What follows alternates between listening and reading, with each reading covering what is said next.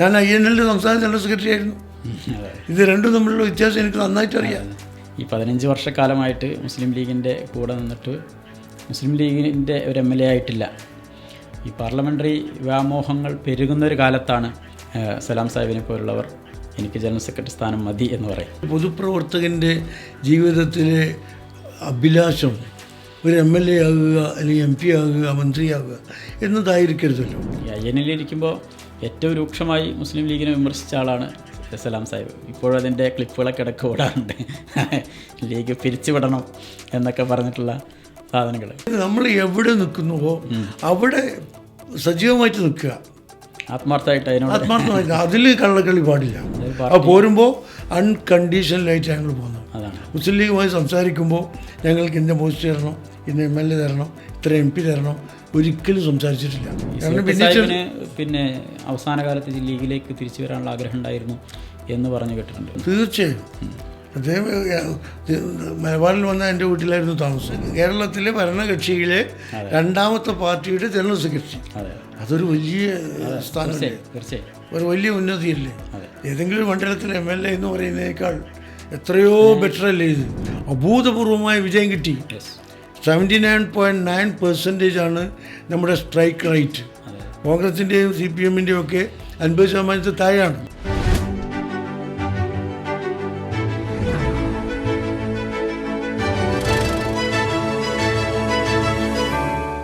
പ്രിയപ്പെട്ടവരെ, നല്ല വർത്തമാനങ്ങളുടെ നേരം സാഗർ ടോക്സിലേക്ക് സ്വാഗതം. മുസ്ലിം ലീഗിൻ്റെ സംസ്ഥാന ജനറൽ സെക്രട്ടറി പ്രിയപ്പെട്ട PMA സലാം സാഹിബാണ് ഇന്ന് നമ്മോടൊപ്പം ഉള്ളത്. സ്വാഗതം. നന്ദി. മുസ്ലിം ലീഗ് പ്രവർത്തകരെല്ലാം ആകാംക്ഷയോടെ കാത്തിരുന്ന സ്ഥാനാർത്ഥി ലിസ്റ്റ് പ്രിയപ്പെട്ട സയ്യിദ് സാദിഖ് അലി ശിഹാബ് തങ്ങൾ പ്രഖ്യാപിച്ചു കഴിഞ്ഞു. എല്ലാ സ്ഥാനാർത്ഥികളും ഫീൽഡിലേക്ക് ഇറങ്ങിക്കഴിഞ്ഞു. എന്താണ് ഈ സ്ഥാനാർത്ഥി ലിസ്റ്റിനെക്കുറിച്ചുള്ള അങ്ങയുടെ ആദ്യത്തെ അഭിപ്രായം എന്നറിയാൻ താല്പര്യമുണ്ട്. മുസ്ലിം ലീഗിൻ്റെ ഇന്നത്തെ സ്ഥാനാർത്ഥി ലിസ്റ്റ് വന്നത് വളരെ വ്യവസ്ഥാപിതമായ രൂപത്തിലാണ്.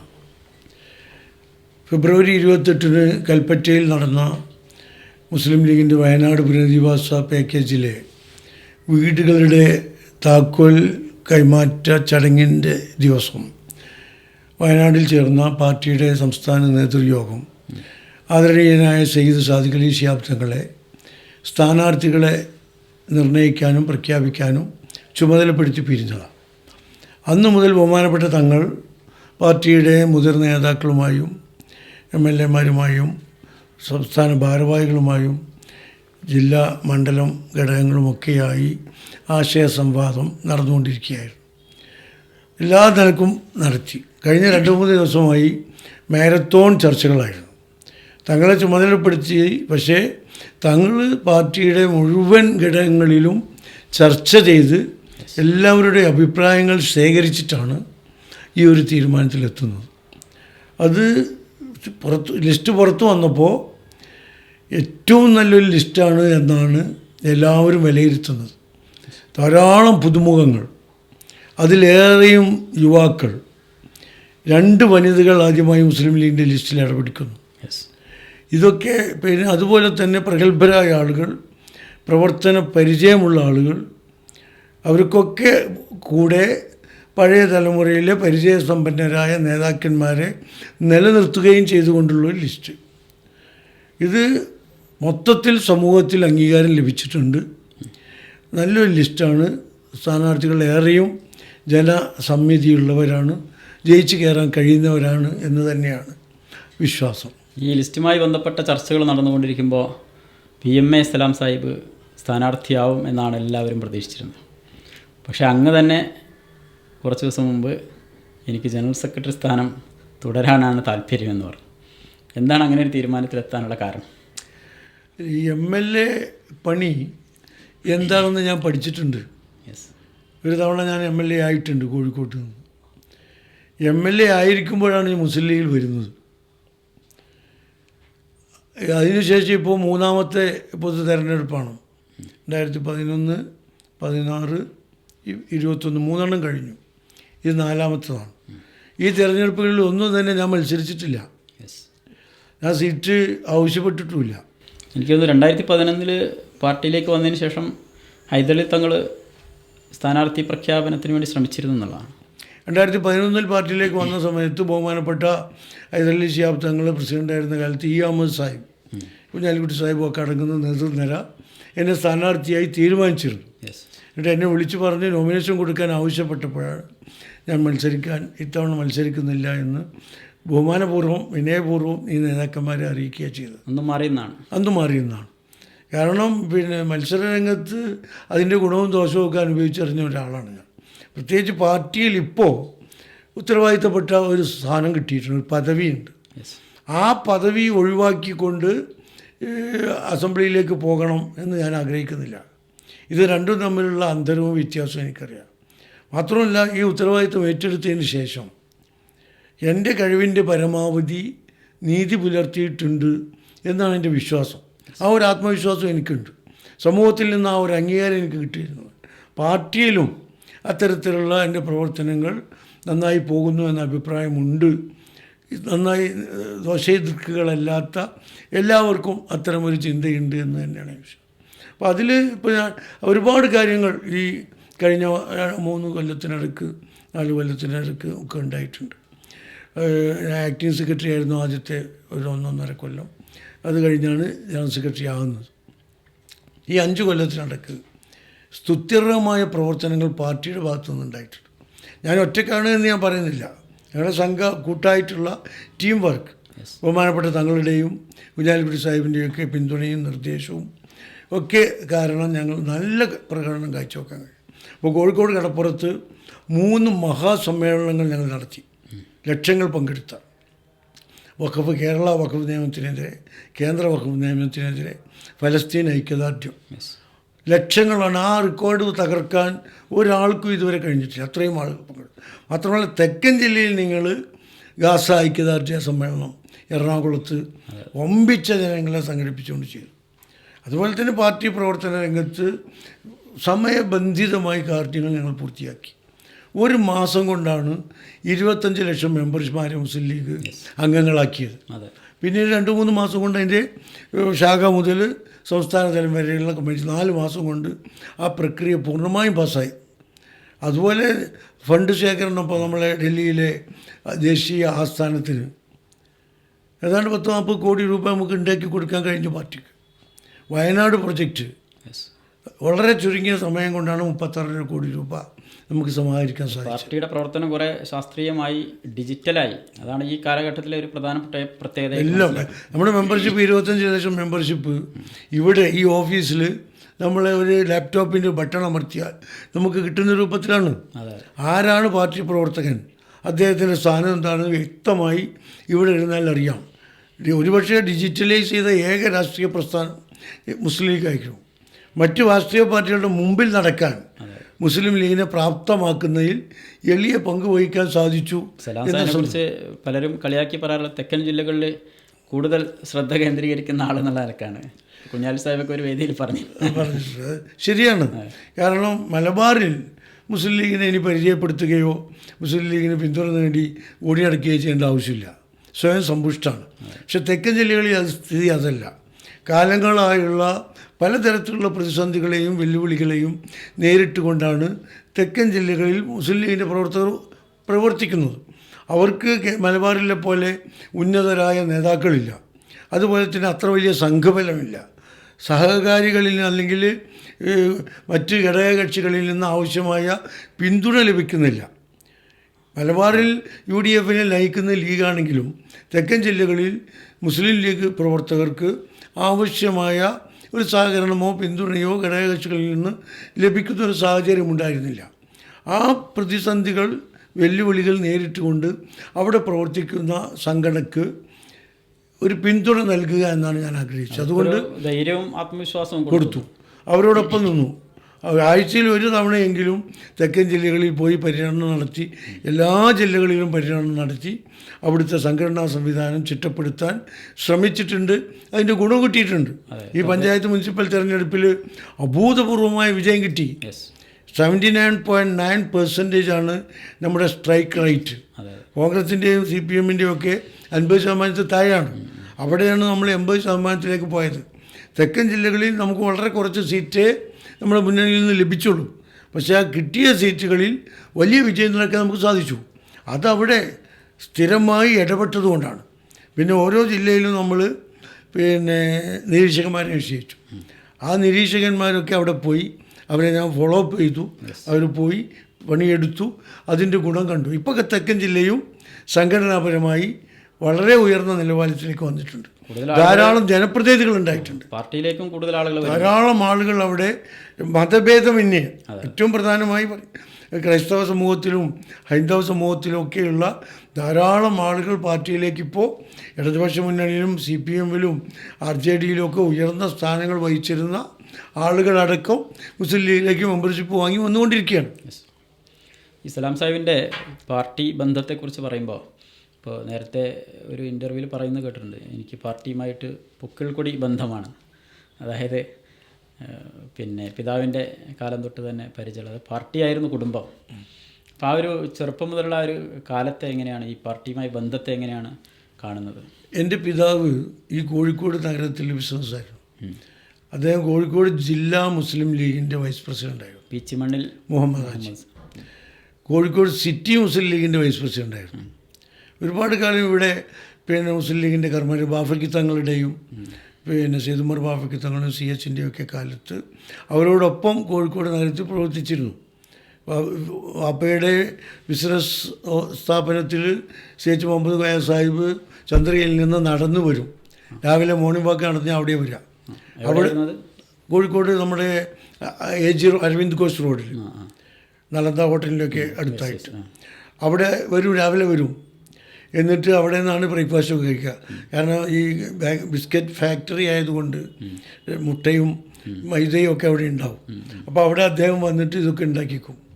എല്ലാ നേതാക്കന്മാരും സെയ്ദ് ഉമർ ബാഫക്കി തങ്ങൾ, PM അബൂബക്കർ സാഹിബ്, BV അബ്ദുൽ ഖാദർ സാഹിബ്, കോഴിക്കോട്ടെ ഇവരെയൊക്കെ കണ്ടിട്ടാണ് ഞാൻ വളരുന്നത്.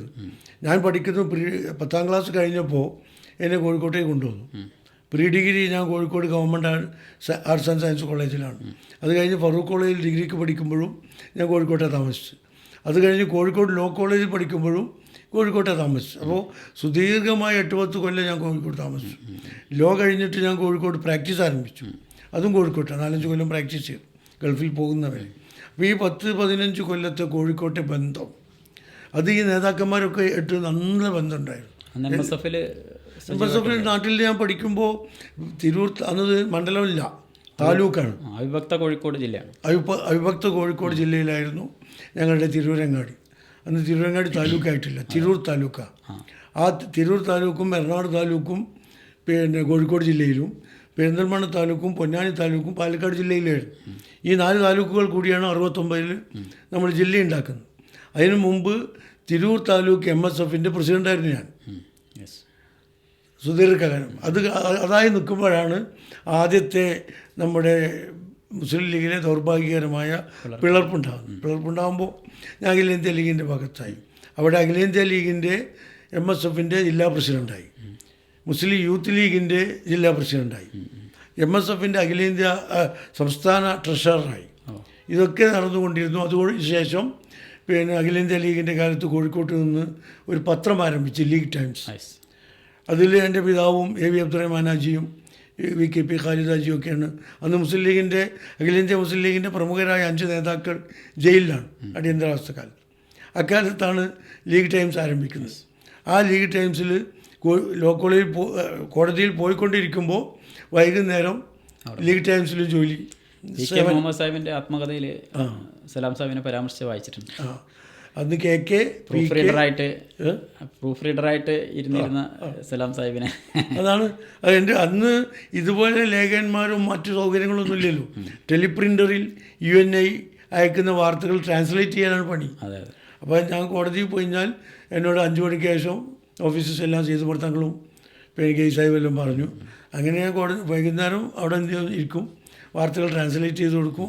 അങ്ങനെ ലീഡൻസിൽ കുറേ കാലം പണിയെടുത്തു. അവിടെ പണിയെടുത്തുകൊണ്ടിരിക്കുമ്പോഴാണ് ഗൾഫിലേക്ക് പോകേണ്ടി വന്നത്. എൻ്റെ ഗൾഫിൽ പോകാനുള്ളൊരു സാഹചര്യം എങ്ങനെയായിരുന്നു? ഗൾഫിൽ പോകാൻ ഞാൻ ജോലിക്ക് വേണ്ടി പോയതൊന്നുമല്ല. എൻ്റെ ഒരു ബന്ധു ഉണ്ടായിരുന്നു, ഉമ്മയുടെ കസിൻ. അദ്ദേഹം സൗദി നാഷണലായിരുന്നു. അദ്ദേഹം അവിടെ ഒരു പുതിയ ബിസിനസ് സ്ഥാപനം, ഒരു 5 സ്റ്റാർ റെസ്റ്റോറൻറ്റ് ആരംഭിക്കാൻ തീരുമാനിക്കുകയും അതിൻ്റെ എല്ലാ പണികളും കഴിഞ്ഞ് സ്റ്റാഫിനെ ജിദ്ദയിൽ ജീവനക്കാരെ തിരഞ്ഞെടുക്കാൻ കേരളത്തിൽ വന്നു. അദ്ദേഹം എന്നെ സഹായം തേടി. ഞാൻ അദ്ദേഹത്തിൻ്റെ കൂടെ ഡൽഹിയിൽ പോയി എംബസിയിലെ കാര്യങ്ങളൊക്കെ ചെയ്യാൻ സർ സാഹിബിനെയൊക്കെ ഉപയോഗിച്ച് ചെയ്തു വന്നു. അതുപോലെ തന്നെ പിന്നെ ബോംബെയിൽ റിക്രൂട്ട്മെൻറ്റ് അതിനൊക്കെ സഹായിച്ചു കൊടുത്തു. അതിനപ്പോൾ അദ്ദേഹം അവസാനം എന്നോട് ഒരു വിസ ബാക്കിയുണ്ടായപ്പോൾ എൻ്റെ പാസ്പോർട്ട് വാങ്ങിയിട്ട് അദ്ദേഹം വിസ അടിച്ചു. എന്നിട്ട് എന്നോട് പോരാൻ പറഞ്ഞു. നിർബന്ധിത സാഹചര്യത്തിൽ ഞാൻ പോയി. എനിക്ക് യാതൊരു താല്പര്യം ഉണ്ടായിരുന്നു. അപ്പോൾ കുറച്ച് കാലം പിന്നെ അദ്ദേഹത്തിൻ്റെ റെസ്റ്റോറൻറ്റ് മാനേജ് ചെയ്തിട്ട് ഞാൻ അവിടെ നിന്നു. കുറച്ച് കഴിഞ്ഞപ്പോൾ നല്ല ലാഭം കിട്ടിയപ്പോൾ അദ്ദേഹം റെസ്റ്റോറൻറ്റ് വിറ്റു. അപ്പോൾ പുതിയ മാനേജർ, പുതിയ മുതലാളി എന്നോട് തുടരാൻ പറഞ്ഞപ്പോൾ ഞാനതിന് സമ്മതിച്ചില്ല. അങ്ങനെ ഞാൻ പിന്നെ അവിടെ ബിസിനസ് ആരംഭിച്ചു. സ്വന്തമായി ചില കാര്യങ്ങളൊക്കെ ചെയ്ത് ഇങ്ങനെ അവിടെ തന്നെ നിന്നു. അങ്ങനെ 15 കൊല്ലം എനിക്ക് വിസയുണ്ടായിരുന്നു. ഈ 15 കൊല്ലത്തിനിടയ്ക്ക് അധികവും നാട്ടിലാണ്. 6 മാസത്തിനിടയ്ക്കൊന്ന് പോകും, വിസ പുതുക്കും, വരും. നാട്ടിൽ 4-5 മാസം നിൽക്കും, പോകും. അവിടെ ഒരു മാസമൊക്കെ. അക്കാലത്ത് പിന്നെ ആദ്യം ഞാനവിടെ അഖിലേന്ത്യാ ലീഗിൻ്റെ KMCC ഉണ്ടാക്കി. അതിൻ്റെ ഞാൻ ചെന്നപ്പോൾ 1979 ഞാൻ അവിടെ എത്തിയപ്പോൾ ഞാൻ KMCC ഉണ്ടാക്കി. ഈ റെസ്റ്റോറൻറ്റിൽ ജോലി ചെയ്യുമ്പോൾ തന്നെ. അന്നാണ് ചന്ദ്രിക റീഡേഴ്സ് ഫോറം ഉണ്ട്. പ്രിയങ്കരനായ റഹീം മേച്ചേരിയാണ് അന്ന് ചന്ദ്രികയുടെ നേതാവ്. പിന്നെ 85 ഇത് രണ്ടും കൂടി യോജിപ്പിച്ചപ്പോൾ ഞാൻ ജനറൽ സെക്രട്ടറി ആയി. KMCCയുടെ പേര് KMCC വെച്ചു. ചന്ദ്രിക റീഡേഴ്സ് ഫോറം ഒഴിവാക്കി. വണ്ടൂർ അബൂബക്കർ സാഹിബ് പ്രസിഡൻറ്റും ഞാൻ ജനറൽ സെക്രട്ടറി ആയിട്ട് ഞങ്ങളിവിടെ MSFൽ ഒരുമിച്ച് പ്രവർത്തിച്ച MSFിൻ്റെ പ്രസിഡൻ്റായിരുന്നു. അങ്ങനെ KMCC ഉണ്ടാക്കി. പിന്നെ സൗദി KMCCയിലുണ്ടായി. അങ്ങനെ അപ്പോഴും നാട്ടിൽ വരും, നാട്ടിലൊക്കെ പ്രവർത്തിച്ചു. അങ്ങനെ രണ്ടാമത് 85 യോജിച്ചു, ഒരുമിച്ച് പ്രവർത്തിച്ചു. നന്നായി നേതാക്കന്മാരൊക്കെ ആയിട്ട് ബന്ധമുണ്ടായി. ഞാൻ പറഞ്ഞു വന്നത്, ഫാദർ അന്ന് മുസ്ലിം ലീഗിൻ്റെ പ്രഗത്ഭനായ പ്രാസംഗികനായിരുന്നു. ഞങ്ങളുടെ നാട്ടിലൊക്കെ അന്ന് എൻ്റെ വാപ്പയെക്കുറിച്ച് പറയുന്നത് കൊച്ചു സീതി എന്നാണ്. സീതി സാഹിബിനെ പോലെ പ്രസംഗിച്ചിട്ട് അങ്ങനെ പേര് കൂടി ഉണ്ടായിരുന്നു. അവിടെ അക്കാലത്ത് ഞങ്ങൾ ജിന്ന സാഹിബ് ലൈബ്രറി, കറാച്ചി ലൈബ്രറി ഒക്കെ തിരുവനങ്ങാടിയിൽ ഉണ്ടാക്കി. കാരണം കൽശ്ശേരി കഴിഞ്ഞിട്ട് കേരളത്തിൽ മുസ്ലിം ലീഗിൻ്റെ രണ്ടാമത്തെ ശാഖയുണ്ടാക്കിയത് തിരുവനങ്ങാടിയിലാണ്. KM മൗലവിയും MK ഹാജിയും. KM മൗലവി മുസ്ലിം ലീഗിൻ്റെ സംസ്ഥാന വൈസ് പ്രസിഡൻ്റായിരുന്നു. MK ഹാജി സാഹിബ് ട്രഷററുമായിരുന്നു. അവരുടെ നേതൃത്വത്തിൽ മുസ്ലിം ലീഗ് അവിടെ ഉണ്ടാക്കിയത്. അന്ന് തീങ്കാനിയൊക്കെ അതിൻ്റെ ഭാഗമായിരുന്നു. ഉമർ മൗലവി ആയിരുന്നു തിരുവനങ്ങാടി യൂണിറ്റിൻ്റെ ആദ്യത്തെ സെക്രട്ടറി. ഈ ഗൾഫിലെ ജീവിതകാലത്ത് സലാം സാഹിബിനെ കുറിച്ച് പറയുമ്പോൾ പലരും പറയും സമസ്തയുടെ പ്രസിഡൻ്റായ ജിഫ്രി മുത്തുക്കോയ തങ്ങളുമായിട്ടുള്ള ബന്ധം ഗൾഫിലെ ജീവിതകാലത്ത്. നിങ്ങൾ നാട്ടുകാരും കൂടെയാണ്. എന്നാലും ആ ഗൾഫ് കാലത്തെ നിങ്ങളും പിന്നെ ജിഫ്രി മുത്തുക്കോയ തങ്ങളും തമ്മിലുള്ള ബന്ധം എന്തായിരുന്നു അറിയാനൊരു കൗതുകം എല്ലാവർക്കും ഉണ്ടാവും. ഞങ്ങൾ നാട്ടുകാരാണ്, ഒരേ സ്കൂളിൽ പഠിച്ചവരാണ്. പിന്നെ ഗൾഫിൽ വന്നപ്പോൾ കണ്ടപ്പോൾ സ്വാഭാവികമായും ആ സൗഹൃദം നിലനിന്നു. നല്ല സുഹൃത്തുക്കളായിരുന്നു, ഇപ്പോഴുമാണ്. അത് സൗഹൃദ ബന്ധത്തിന് ഞാൻ തകരാറില്ല. റിയാദിൽ അദ്ദേഹം റിയാദിലും ഞാൻ ജിദ്ദയിലുമായിരുന്നു. പക്ഷേ ഞാൻ റിയാദിൽ പോകുമ്പോൾ അദ്ദേഹത്തെ കാണാറുണ്ട്, അദ്ദേഹം ജിദ്ദയിൽ വരുമ്പോൾ എന്നെ കാണാറുണ്ട്. ഞങ്ങൾ ഒരുമിച്ച് പിന്നെ സംസാരിക്കാനും ജീവിക്കാനും ഒക്കെ ഉണ്ടായിരുന്നു. നല്ല ബന്ധമായിരുന്നു. ബിസിനസ് ബന്ധങ്ങളൊന്നും ഉണ്ടായിരുന്നില്ല. ബിസിനസ് ബന്ധങ്ങൾ അങ്ങനെ പറയത്തക്ക ഒന്നും ഉണ്ടായിരുന്നില്ല. ചെറിയ രൂപത്തിലൊക്കെ ഞങ്ങൾ ഒരുമിച്ചിട്ടുണ്ട്. ഈ സേട്ട് സാഹിബുമായുള്ള ബന്ധം ഇപ്പോൾ എനിക്ക് തോന്നുന്നു ഗൾഫിലെ KMCC പ്രവർത്തനത്തിൻ്റെ ഭാഗമായിട്ട് കുറച്ച് കൂടുതൽ അടുക്കാനുള്ള സാഹചര്യം അന്ന് ഉണ്ടായിട്ടുണ്ടാവും. തീർച്ചയായിട്ടും അതായിരുന്നോ INLലേക്കുള്ള ഒരു പോക്കിനും കാരണമായിരുന്നത്? സേട്ട് സാഹിബുള്ള ബന്ധം ഗൾഫിൽ നിന്നല്ല. സത്യത്തിൽ തിരുവനങ്ങാടി യത്തീംഖാനയുടെ പ്രസിഡൻ്റായിരുന്നു സേട്ട് സാഹിബ്. എൻ്റെ ഫാദർ അതിൻ്റെ സെക്രട്ടറി ആയിരുന്നു. അപ്പോൾ അന്ന് തന്നെ ഫാദറായിട്ട് നല്ല ബന്ധമാണ്. പക്ഷേ അദ്ദേഹം ബനാത്ത് വാല സാഹിബും കൂടി ഒരിക്കൽ സൗദിയിൽ ജിദ്ദയിൽ വന്നപ്പോൾ അത് KMCC ലയനം കഴിഞ്ഞ ഉടനെയാണ്. ലയനം നടന്നിട്ടില്ല. അഖിലേന്ത്യാ KMCCയുടെ പ്രസിഡൻ്റായിരുന്നു ഞാൻ.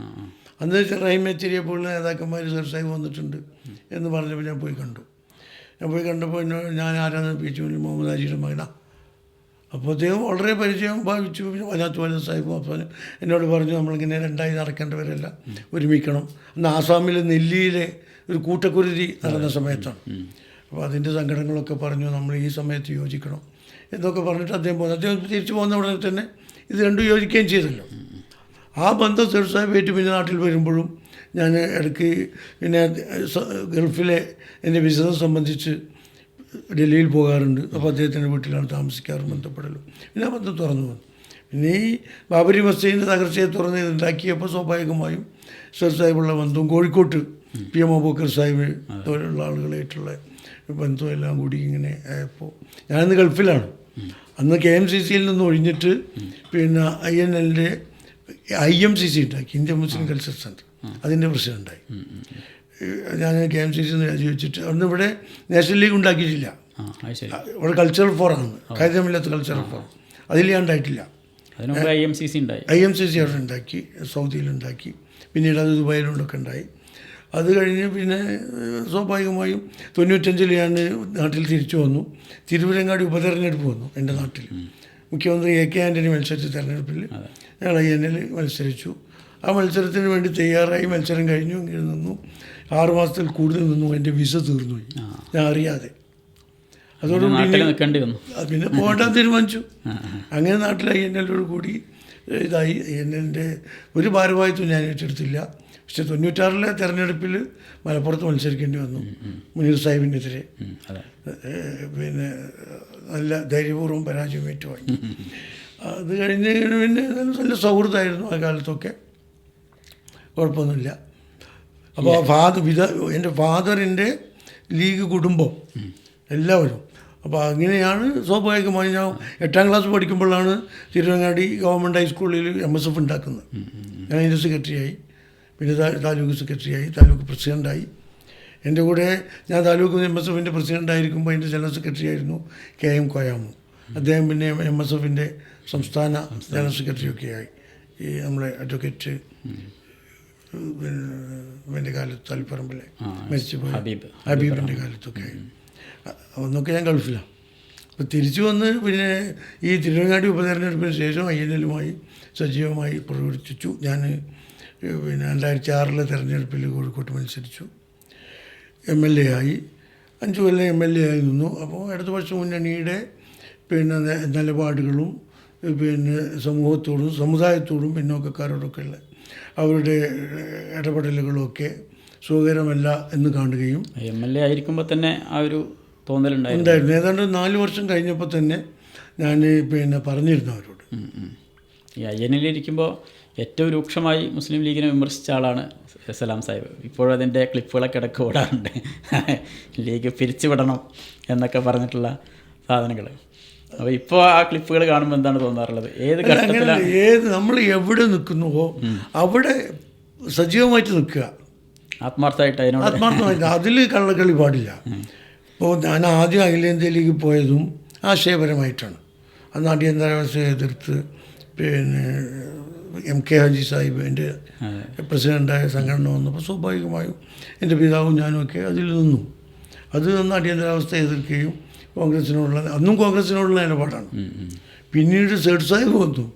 അപ്പോഴും ബാബരി മസ്ജിദിൻ്റെ തകർച്ച അടക്കമുള്ള കാര്യങ്ങളും നരസിംഹറാവുവിനോടുള്ള സമീപനമൊക്കെ വെച്ചിട്ടാണ്. അന്നും ആശയപരമായി തന്നെയാണ് പോയത്. അപ്പോഴും സമുദായത്തിൽ ഭിന്നിപ്പുണ്ടാകരുത്, യോജിച്ച് നിൽക്കണമെന്ന അഭിപ്രായമുണ്ട്. പക്ഷേ INL നിൽക്കുമ്പോൾ സലാം സാഹിബ് ഒറ്റക്കല്ല, ഒരു സംഘടന ഒന്നായിട്ട്, അതായത് ഒരു ലയനമാണ് നമ്മൾ നടത്തിയത്, ലയന സമ്മേളനം ആണ് നടത്തിയത്. സേഠ് സാഹിബിൻ്റെ കുടുംബം അടക്കം വന്നു, ഒരു വലിയ ടീം വന്നു, എല്ലാവരും വന്നു. സേഠ് സാഹിബിൻ്റെ കുടുംബം, സേഠ് സാഹിബാണല്ലോ ഇതിൻ്റെ. സേഠ് സാഹിബിൻ്റെ 2 മക്കൾ, 3 മക്കൾ, ഒരു പെൺകുട്ടി അടക്കമുള്ള 3 മക്കൾ, അദ്ദേഹത്തിൻ്റെ ജ്യേഷ്ഠൻ, ആ കുടുംബം ഒന്നായിട്ടാണ് വന്നത്. അപ്പോൾ അവരൊക്കെ ഒരുമിച്ച് വന്നു. ഞാൻ ആരെയും നിർബന്ധിച്ചു, എല്ലാവരും സ്വമനസ്സാലെ വന്നതാണ്. പിന്നെ അവസാന കാലത്ത് ലീഗിലേക്ക് തിരിച്ചു വരാനുള്ള ആഗ്രഹം ഉണ്ടായിരുന്നു എന്ന് പറഞ്ഞു കേട്ടിട്ടുണ്ട്. മക്കൾ തന്നെ പറഞ്ഞിട്ടുണ്ട്. അത് ശരിയായിരുന്നു? തീർച്ചയായും. അദ്ദേഹം മലബാറിൽ വന്ന എൻ്റെ വീട്ടിലായിരുന്നു താമസം. അദ്ദേഹത്തിൻ്റെ കൂടെ ഞാനുണ്ടായിരുന്നു. അദ്ദേഹത്തിൻ്റെ മനസ്സ് എനിക്ക് നന്നായി അറിയാമായിരുന്നു. അദ്ദേഹത്തിന് മുസ്ലിം ഇത് യോജിക്കണം, ഒരുമിച്ച് പോകണമെന്ന നല്ല ആഗ്രഹം ഉണ്ടായിരുന്നു. പല കാരണങ്ങൾ കൊണ്ടും അത് നടന്നില്ല. ഹൈദരലി ശിഹാബ് തങ്ങൾ മുസ്ലിം ലീഗിൻ്റെ പ്രസിഡൻ്റായ ശേഷമാണ് ആ നിലക്ക് ഒരു നിലപാട് ആദ്യം കാണുന്നത്. കാരണം അദ്ദേഹം പ്രസിഡൻ്റായ ഉടനെ മാധ്യമത്തിന് കൊടുത്തൊരു ഇൻ്റർവ്യൂ ഉണ്ടായിരുന്നു. എനിക്ക് തോന്നുന്നു ചെറുപ്പയാണ് ഇൻ്റർവ്യൂ എടുത്തത്. അതിൽ അദ്ദേഹം പറഞ്ഞു, INL ഞങ്ങളെ ഭാഗം തന്നെയാണ്, അവരുമായി ഞങ്ങൾക്ക് സഹകരിക്കുന്നതിന് വിരോധമില്ല. PDP അങ്ങനെയല്ല. ചെറുപ്പയുടെ ഒരു ചോദ്യമാണ്, INLും PDP ഒക്കെ ആയിട്ട് നിങ്ങളുടെ പുതിയ പ്രസിഡൻറ്റിൻ്റെ നിലപാട് എങ്ങനെയായിരിക്കും? അപ്പോൾ അദ്ദേഹം പറഞ്ഞ ഇങ്ങനെയാണ്, INLനെ വ്യത്യസ്തമായി ലീഗ് തന്നെയായിട്ടാണ് അദ്ദേഹം കണ്ടത്. അത് മാധ്യമത്തിൽ വന്നപ്പോൾ പത്രക്കാരെല്ലാം കൂടി എന്നെ വന്ന് കണ്ടു, എന്താ അഭിപ്രായം? ഞാൻ 1-2 ദിവസം ഒളിവിൽ പോയി. പിന്നെ ഞാൻ പറഞ്ഞു, അദ്ദേഹത്തിൻ്റെ അഭിപ്രായങ്ങളെ സ്വാഗതം ചെയ്യുന്നു, നല്ല അഭിപ്രായമാണ്. അതോടുകൂടി മുസ്ലിം ലീഗിൻ്റെ നേതാക്കന്മാരൊക്കെ ബന്ധപ്പെടാൻ തുടങ്ങി. എന്നാൽ നമുക്ക് ഉപയോഗിച്ചൂടെ? അവിടെ നിന്നാണ് ചർച്ച തുടങ്ങുന്നത്. ബഹുമാനപ്പെട്ട KPA മജീദ് മുസ്ലിം ലീഗിൻ്റെ അന്നത്തെ ജനറൽ സെക്രട്ടറിയാണ് ആദ്യമായിട്ട് എന്നെ വിളിച്ച് സംസാരിച്ചത്.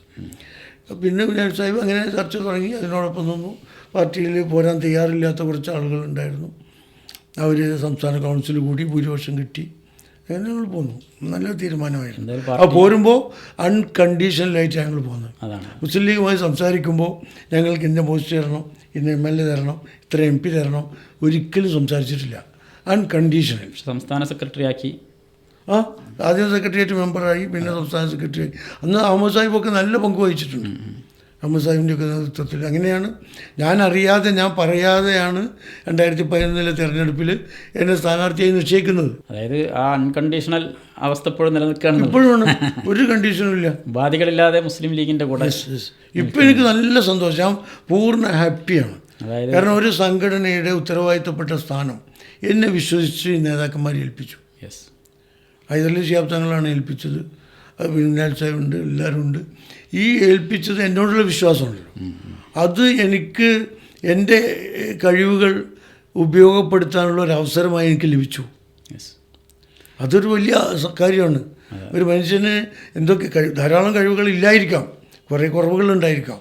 എന്നാൽ പോലും ഉള്ള കഴിവുകൾ നന്നായി വിനിയോഗിക്കാനുള്ള ഒരവസരം എനിക്ക് ഉണ്ടാക്കി തന്നു. ഞാൻ INL സംസ്ഥാന ജനറൽ സെക്രട്ടറി ആയിരുന്നു. ഇത് രണ്ടും തമ്മിലുള്ള വ്യത്യാസം എനിക്ക് നന്നായിട്ട് അറിയാം. ഈ 15 വർഷക്കാലമായിട്ട് മുസ്ലിം ലീഗിൻ്റെ കൂടെ നിന്നിട്ട് മുസ്ലിം ലീഗിൻ്റെ ഒരു MLA ആയിട്ടില്ല, ഇപ്പോഴും MLA ആവേണ്ടതില്ല എന്ന് പറയാണ്. പാർട്ടി ജനറൽ സെക്രട്ടറി സ്ഥാനമാണ് എനിക്ക് വേണ്ടതെന്ന് പറയും. അപ്പോൾ പാർട്ടി പ്രവർത്തകർക്കിടയിൽ സ്വാഭാവികമായിട്ടും അതൊരു വലിയൊരു പോസിറ്റീവ് മെസ്സേജ് കൂടിയാണ്. അതായത് ഈ പാർലമെൻ്ററി വ്യാമോഹങ്ങൾ പെരുകുന്നൊരു കാലത്താണ് സലാം സാഹിബിനെ പോലുള്ളവർ എനിക്ക് ജനറൽ സെക്രട്ടറി സ്ഥാനം മതി എന്ന് പറയും. അപ്പോൾ ആ ഒരു മെസ്സേജ് പുതിയ തലമുറക്ക് കൊടുക്കാനുള്ള നിങ്ങളുടെ ഒരു മെസ്സേജ് എന്താണെന്ന് കൂടെ അറിയാൻ താല്പര്യമുണ്ട്. തീർച്ചയായും നമ്മൾ ഈ ജീവിതത്തിൽ ഒരു പൊതുപ്രവർത്തകൻ്റെ ജീവിതത്തിലെ അഭിലാഷം ഒരു MLA ആകുക, അല്ലെങ്കിൽ MP ആകുക, മന്ത്രിയാകുക എന്നതായിരിക്കരുതല്ലോ. പൊതുപ്രവർത്തനം എന്ന് പറഞ്ഞാൽ സമൂഹ സേവനമാണ്, സാമൂഹ്യ സേവനമാണ്. ഇപ്പോൾ മുസ്ലിം ലീഗും ചെയ്യുന്നത് സാമൂഹ്യ സേവനമാണല്ലോ. തെരഞ്ഞെടുപ്പ് മത്സരിക്കുന്നത് സമൂഹത്തെ സേവിക്കാൻ തന്നെയാണ്. അതുപോലെ തന്നെ മറ്റു സാമൂഹ്യ സേവന പ്രവർത്തനങ്ങളും മറ്റേതൊരു രാഷ്ട്രീയ പാർട്ടിയേക്കാൾ കൂടുതൽ ചെയ്യുന്നത് മുസ്ലിം ലീഗാണല്ലോ. അപ്പോൾ ആ സാമൂഹ്യ സേവനത്തിനുള്ള നമ്മുടെ ഒരു അവസരമാണിത്. അധികാരത്തിലിരിക്കുമ്പോൾ സ്വാഭാവികമായും പാർലമെൻ്ററി രംഗത്തേക്ക് പോകുമ്പോൾ ഈ സേവനത്തിലുള്ള സമയവും അവസരവും കുറയുക ചെയ്യുന്നത്. മറ്റു ഭരണപരമായ ഉത്തരവാദിത്തങ്ങളുണ്ടാവും. അപ്പോൾ എന്നെ സംബന്ധിച്ചിടത്തോളം ഇതൊരു വലിയ ഉത്തരവാദിത്വം. അപ്പോൾ ഒരു MLA അല്ലെങ്കിൽ മുസ്ലിം ലീഗിന് 27 മത്സരിക്കുന്നു, 27 MLA പാർട്ടി ജനറൽ സെക്രട്ടറി സ്വാഭാവികമായും ഈ 27 MLA മുകളിലാണല്ലോ. ഞാൻ മുകളിൽ ഇരിക്കണമെന്ന് ആഗ്രഹിക്കുന്ന ആളെയല്ല, പക്ഷേ ഇതിൻ്റെ പ്രാധാന്യം പാർട്ടി പ്രവർത്തകർ മനസ്സിലാക്കണം. നമുക്ക് സമൂഹത്തെ സേവിക്കാനുള്ള അവസരം ലഭിക്കുകയാണ്. നമ്മുടെ കീഴിലുള്ള, നമ്മുടെ ഭാരവാഹി ആയിരിക്കുന്ന ഒരു സംഘടന കൊണ്ട് സമൂഹത്തിന് എന്തൊക്കെ ചെയ്തു കൊടുക്കാൻ കഴിയുമോ അതൊക്കെ ചെയ്തു കൊടുക്കാനുള്ള ഒരവസരം നമുക്ക് കിട്ടുന്നത്. എന്നാലും ഈ നിയമസഭാ തെരഞ്ഞെടുപ്പിൽ UDFൻ്റെ സാധ്യതകൾ കൂടി ചർച്ച ചെയ്തുകൊണ്ട് നമുക്ക് അവസാനിപ്പിക്കാം. അതായത് എന്തെല്ലാം പ്രതീക്ഷകളാണ് ഈ നിയമസഭാ തെരഞ്ഞെടുപ്പിൽ UDFൻ്റെ മുമ്പിലുള്ളത്? നല്ല പ്രതീക്ഷയാണ്. നമുക്കറിയാം, ഈ കഴിഞ്ഞ പഞ്ചായത്ത് മുനിസിപ്പൽ തെരഞ്ഞെടുപ്പിൻ്റെ റിസൾട്ട് പാർട്ടി ഗ്രാമങ്ങളിൽ പോലും UDF വിജയം നേടി. മുസ്ലിം ലീഗായിട്ട് ഇപ്പോൾ ഞാൻ നേരത്തെ പറഞ്ഞ തെക്കൻ ജില്ലകളടക്കമുള്ള പ്രദേശങ്ങളിൽ അഭൂതപൂർവമായ വിജയം കരസ്ഥമാക്കി. കോഴിക്കോട് ജില്ലാ പഞ്ചായത്ത്, കൊല്ലം കോർപ്പറേഷൻ, ഇതൊക്കെ എന്ന് പറഞ്ഞാൽ ഒരു അത്ഭുതമാണ്.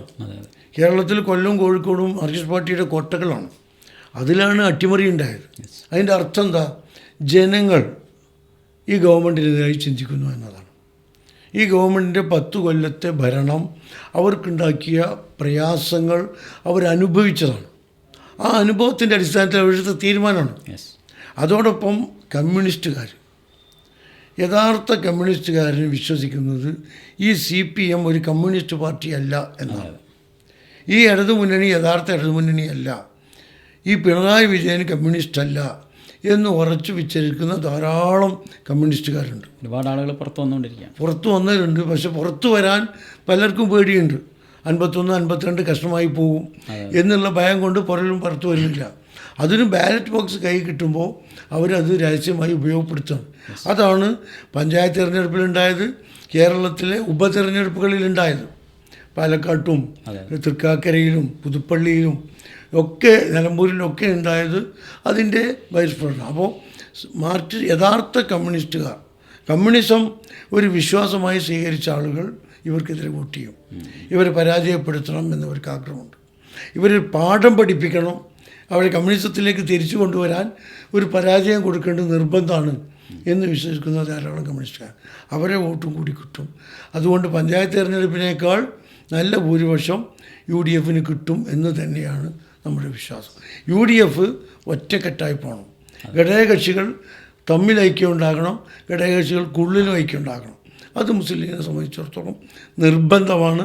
പാർട്ടി അതുകൊണ്ട് തന്നെയാണ് എന്നെ സംബന്ധിച്ച് കുഞ്ഞാലി സാഹിബും തങ്ങളൊക്കെ പറയല് കണിശക്കാരനാണെന്നാണ്. എന്തുകൊണ്ടാണെന്ന് ഞാൻ അറിഞ്ഞൂടാ, എൻ്റെ പിതാവ് അങ്ങനെയായിരുന്നു എന്ന് പറയാറുണ്ട്.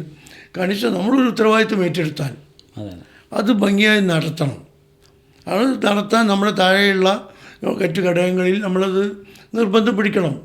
അത് ചെയ്യാൻ കഴിയാത്തവരോട് തൽക്കാലം ദയവ് ചെയ്ത് മാറി നിൽക്കണം എന്ന് പറയണം. അപ്പോഴേ നമ്മളിരിക്കുന്ന സ്ഥാനത്തോട് നമ്മൾ നീതി പുലർത്തുള്ളൂ. നമ്മളെല്ലാ തെറ്റുകളും കണ്ട് കണ്ണടച്ച് പോയാൽ നമ്മൾ പടച്ചവനോട് മറുപടി പറയേണ്ടി വരും എന്ന ഭയമാണ് എനിക്കുള്ളത്. കാരണം ഒരു ഉത്തരവാദിത്വം ഏറ്റെടുക്കുന്നത് ഒരു അമാനത്താണ്, അത് അള്ളാഹുവിനെ മുൻനിർത്തിയാണ്. ആ ഉത്തരവാദിത്വം നമ്മൾ നീതിപൂർവ്വം നിർവഹിച്ചില്ലെങ്കിൽ ഇവിടുത്തെ പ്രസിഡൻറ്റിനോടും സെക്രട്ടറിയിൽ നിന്നൊക്കെ രക്ഷപ്പെടാൻ പറ്റും, പക്ഷേ പടച്ച തമ്പുരാനിൽ നിന്ന് രക്ഷപ്പെടാൻ കഴിയില്ല. അതുകൊണ്ടാണ് എൻ്റെ പാർട്ടിയിലെ സഹപ്രവർത്തകരോട് ഏറ്റെടുക്കുന്ന ഉത്തരവാദിത്വം ഭംഗിയായി നിർവഹിക്കാൻ ആവശ്യപ്പെടുന്നതും അത് നിർവഹിക്കാത്ത പക്ഷം അല്പം പരുഷമായൊക്കെ സംസാരിക്കുന്നതും. അതല്ലാതെ തമാശയും പറയാറുണ്ട്. ആ തമാശ പറയാറുണ്ട്, പറയണമല്ലോ. ആർക്കെങ്കിലും പരുഷമായി സംസാരിക്കുമ്പോൾ വ്രണപ്പെട്ടിട്ടുണ്ടെങ്കിൽ അത് മാറാൻ 2-3 കോമഡികൾ പ്രത്യേകതയായിട്ട് നമ്മളെല്ലാവരും കാണുന്നതാണ്. അതായത് കോമഡി തന്നെ എടുക്കാൻ ആവശ്യം. എപ്പോഴാണ് ഇത് സ്വഭാവം മാറാന്ന് പറയാം. ഇടയ്ക്ക് കണ്ട് ചൂടാവും, അതേ ആളെന്നെ തൊട്ട കുറച്ച് സമയം കഴിയുമ്പോൾ തമാശ പറയുകയും ചെയ്യുന്നുള്ളു. അതൊരു ശൈലിയാണ് അല്ലേ. എന്തായാലും ഇനി പിന്നെ UDF സർക്കാർ വരുമ്പോൾ മുസ്ലിം ലീഗിൻ്റെ മന്ത്രിമാരെയും MLA-മാരെയും ഒക്കെ നിയന്ത്രിക്കുന്ന ജനറൽ സെക്രട്ടറി ആയിട്ട് സലാം സാഹിബ് മാറട്ടെ എന്ന്. അല്ല, നിയന്ത്രിക്കുന്ന എന്ന് വാക്ക് വേണ്ട. മുസ്ലിം ലീഗിൻ്റെ 27 MLA-മാരെയും അതിനനുസരിച്ച് കിട്ടുന്ന മന്ത്രിമാരെയും മറ്റു കാര്യങ്ങളൊക്കെ ഉള്ള ഒരു പാർട്ടിയുടെ സംസ്ഥാന ജനറൽ സെക്രട്ടറി എന്ന് പറഞ്ഞാൽ കേരളത്തിലെ ഭരണകക്ഷിയിലെ രണ്ടാമത്തെ പാർട്ടിയുടെ ജനറൽ സെക്രട്ടറി. അതൊരു വലിയ സ്ഥാനമല്ലേ, ഒരു വലിയ ഉന്നതിയല്ലേ. ഏതെങ്കിലും മണ്ഡലത്തിലെ MLA എന്ന് പറയുന്നതിനേക്കാൾ എത്രയോ ബെറ്റർ അല്ലേ ഇത്. അപ്പം അതുകൊണ്ട് ഞാൻ പ്രിഫർ ചെയ്യാൻ കാരണം എനിക്ക് ജോലി എടുക്കാൻ സന്തോഷമാണ്. അറിയാലോ, യാത്ര ചെയ്യാൻ ഇഷ്ടമാണ്. എവിടെ ഇപ്പോൾ രാവിലെ കൊല്ലത്ത് പോയാൽ ഉച്ചയ്ക്ക് ഞാൻ ഇവിടെ എത്തും. ലോക്കൽ ട്രെയിനിൽ കയറും, KSRTC കയറും. ഞാനൊരു ദിവസം പാലക്കാട്ട് നിന്ന് വരുമ്പോൾ ഞാൻ AC-യിലേക്ക് പോകാൻ നിന്നപ്പോൾ സലാം സാഹിബ് ലോക്കലിൽ കയറാൻ നിൽക്കുക. അപ്പോൾ അത് നമ്മളെ സംബന്ധിച്ചിടത്തോളം വലിയൊരു അത്ഭുതമാണ്. അതുപോലെ KSRTC-യിലെ സ്ഥിരം യാത്ര അത് പണ്ട് മുതലുള്ള ഒരു ശീലമായിരിക്കും അല്ലേ. ഞാൻ MLA ആയിരിക്കുമ്പോൾ KSRTC പോകാറുണ്ട്. അത് ശരി. ഞാൻ MLA ആയിരിക്കുമ്പോൾ എൻ്റെ കാറ് കോഴിക്കോട് വെക്കും, ഞാൻ രാത്രി KSRTC-യിൽ വീട്ടിൽ പോകും, രാവിലെ KSRTC ഏത് സാഹചര്യത്തിലും ജീവിക്കുന്നുള്ളതാണ്. കുഴപ്പമില്ല. കാരണം പിന്നെ എനിക്കറിയാലോ, ഞാൻ തെക്കൻ ജില്ലകൾ പറഞ്ഞല്ലോ, ഇടയ്ക്കിടയ്ക്ക് കേരളത്തിലെ ലീഗിൽ തെക്കൻ ജില്ലകളിൽ ഇത്രമാത്രം പണിയെടുത്ത് സന്ദർശിച്ച ഒരു ഭാരവാഹി ഉണ്ടാവില്ല. ഇപ്പോഴും പോകാറുണ്ട്. വിളിച്ചാൽ ഞാൻ എപ്പോൾ പോകും, ആവശ്യമുണ്ടെങ്കിൽ പോകും. അപ്പോൾ ഞാൻ ഇങ്ങനെ പോകുമ്പോൾ പെട്ടെന്നാണ് പോവുക, റിസർവേഷൻ കിട്ടില്ല. അപ്പോൾ ലോക്കൽ കയറി പോകും. തിരിച്ചു വരാൻ ട്രെയിൻ നോക്കുമ്പോൾ 3 മണിക്കൂർ കഴിയണം, അല്ലെങ്കിൽ 4 മണിക്കൂർ കഴിയണം. ഉടനെ ഓട്ടോറിക്ഷ എടുത്ത് KSRTC പോകും, KSRTC കയറി പോകും. എന്നോട് അവിടുത്തെ നേതാക്കന്മാർ പറയും, കാറിൽ വീട്ടിൽ കൊണ്ടാക്കി തരാം, കാർ കൊണ്ടാക്കി തരാം. കോട്ടയത്തൊക്കെ പോകുമ്പോൾ മുണ്ടക്കയത്തു നിന്നൊക്കെ അവിടുത്തെ ജില്ലാ പ്രസിഡന്റ് എന്നോട് പറഞ്ഞു, കാറിൽ അദ്ദേഹത്തിന് ബെൻസ് കാറൊക്കെ ഉണ്ട്, 3 കാറിലാണ്, കാറിൽ തിരുവനങ്ങാടി കൊണ്ടാക്കി തരാമെന്നാണ്. ഒന്ന് പറഞ്ഞിട്ടല്ല ഞാൻ കേട്ടു. നിർബന്ധിച്ച് കാറ് കയറ്റി ഡ്രൈവറെയും കൂട്ടി വിട്ടു. അവിടുന്ന് പിന്നെ ഈരാറ്റുപേട്ടയിൽ നിന്ന് കാറ് കയറ്റി വിട്ട് കാറ് പാല KSRTC-ൻ്റെ മുമ്പിൽ എത്തിയപ്പോൾ ഡ്രൈവറോട് 1 മിനിറ്റ് നിർത്തണം എന്ന് പറഞ്ഞു. അവിടെ ഇറങ്ങി, ഞാൻ ബാഗ് എടുത്ത് ഇറങ്ങി പാലയിൽ പോയി KSRTC കയറി പോയി. അല്ലാതെ ഈരാറ്റുപേട്ടയിൽ നിന്ന് തിരുവനങ്ങാടി കാറൊക്കെ എത്ര ബുദ്ധിമുട്ടാണ്. ഡ്രൈവർ നല്ലൊരു ഓട്ടം പ്രതീക്ഷിച്ചിട്ടുണ്ടാവും. അല്ല, ഞാനങ്ങനെ ചെയ്യാറുണ്ട്. കാരണം ആളുകൾ അനാവശ്യമായി ബുദ്ധിമുട്ടിക്കരുത്. പാർട്ടിക്കാർ എന്ത് ചെയ്യാനും തയ്യാറാണ്.